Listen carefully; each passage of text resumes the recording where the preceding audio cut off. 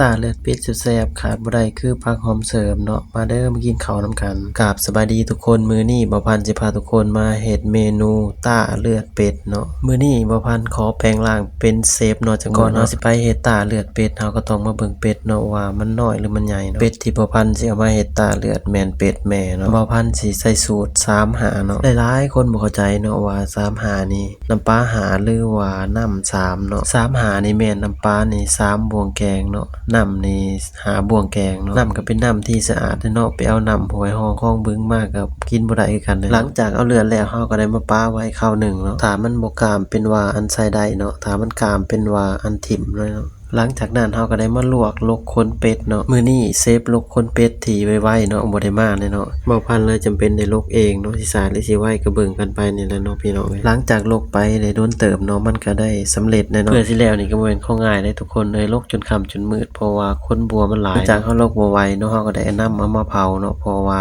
เผาให้คนบัวมันออกหมดเนาะเผาก็มันสิมีกลิ่นหอมอ่อนๆเนาะหลายคนมักเผาหลายคนบ่มักเผาเนาะบางคนเผาแล้วว่ามันคิวเนาะบางคนเผาแล้วว่ามันหอมเนาะว่าแหละคนเฮามักบ่คือกันเนาะหลังจากผ่านการเผาแล้วเฮาก็ได้นำเอามาสำแหละเนาะเฮ็ดเมนู2เมนูเนาะต้มกับเฮ็ดตาเลือดเนาะจำพวกซีนที่เฮานำเอาไปเฮ็ดตาเลือดแม่นซีนเอิกซีนขาเนาะเพราะว่าจำพวกนี้มันสิมีซีนหลายเนาะส่วนที่ยังเหลือจากนั้นเฮาก็ได้นำเอาไปผักใส่ต้มเนาะหลังจากนั้นเฮาก็ได้นำเอาซีนที่เฮาสิไปเฮ็ดตาเลือดเนาะเอามาซอยเนาะ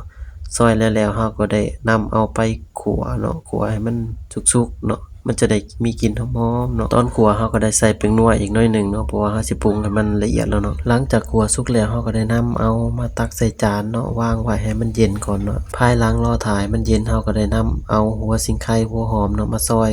ปลาไว้เนาะหลังจากมันเย็นแล้วเฮาก็ได้นำเอามาจัดแจงใส่จานเนาะมื้อนี้บ่พันสิเฮ็ด2จานเนาะเพราะว่ามันมีแต่จานน้อยๆเนาะบ่พันเลยเฮ็ด2จานเลยเนาะซอสนี่เป็นซอสสำคัญเนาะซอสปรุงเลือดเนาะมันสิกามหรือบ่กามมันก็ขึ้นกับซอสนี่แหละเนาะซอสนี่แม่นว่าพันเฮ็ดเลือด1น้ำ2ครึ่งเนาะหลังจากเฮาใส่น้ำเรียบร้อยเนาะเฮาก็จะได้มาตีให้มันเข้ากันเนาะตีไว้ๆเนาะอย่ามันกามก่อนเนาะสูตรที่บ่พันเฮ็ดนี่กันตีบ่ไหวนี่แม่นกามค่าถ้วยเลยเนาะหลังจากเฮาตีได้ทีแล้วเฮาก็ได้นำเอาเลือดมาถอกใส่จานเนาะภายหลังเฮาใส่แล้วเฮาก็ได้นำเอาหัวสิงไคหัวหอมมาใส่เนาะขาดบ่ได้แท้ๆแม่นผักหอมเสริมเนาะเฮาได้นำเอาผักหอมเสริมมาใส่เนาะตบแต่งหน้าให้มัน